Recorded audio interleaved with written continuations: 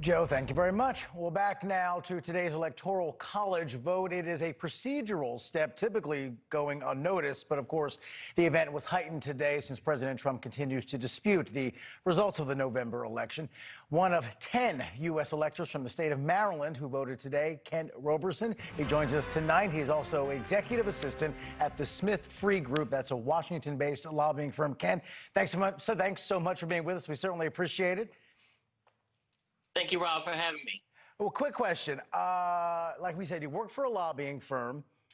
Used to be a congressional intern. You've worked at the Supreme Court. You're an adjunct professor at the University of Maryland teaching government and political science. You have degrees yourself in political science. So is that what helped you become an elector? Because how does one get to become an elector? And is this your first time at VET?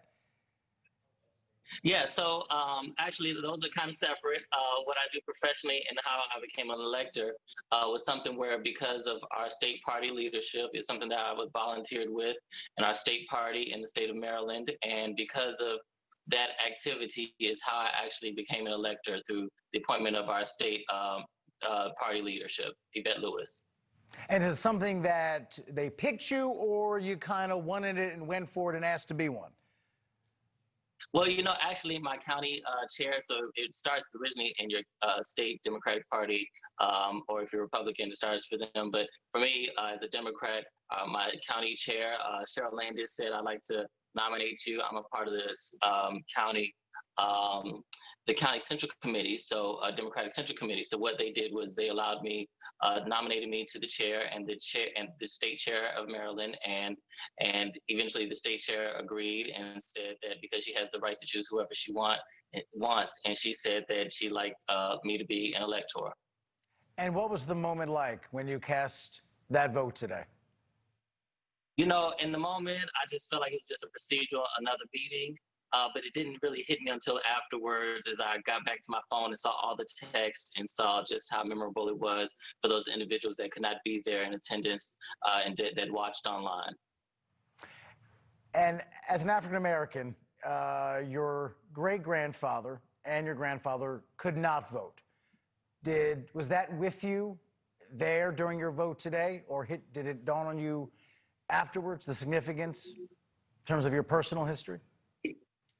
It was not only the fact that my grandfather and great-grandfather, it dawned on me while I was there about, 100 years of suffrage and 100 years later for women. And so when I nominated Kamala Harris to be vice president-elect, I said I do this for my daughter, for a vice president that looks like her.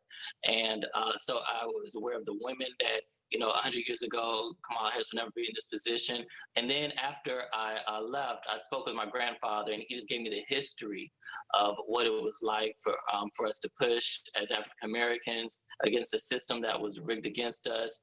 And he spoke about my grandfather, who came from a small city in Mississippi, Water Valley, Mississippi, and how those party bosses and those mayors could control and determine if and when they wanted you to vote.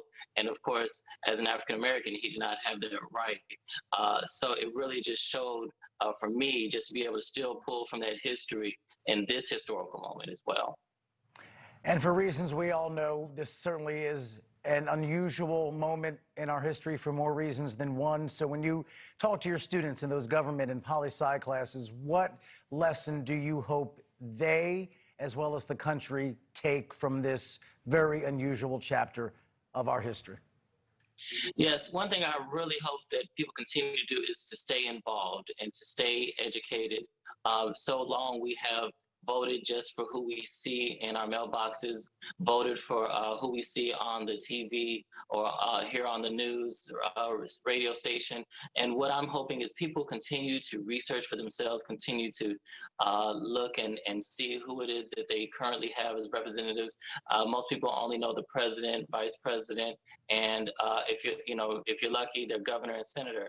But outside of that, I'm hoping that they really study who's their city mayor, who is their county executive, who is it that they can call when the trash needs to be picked up.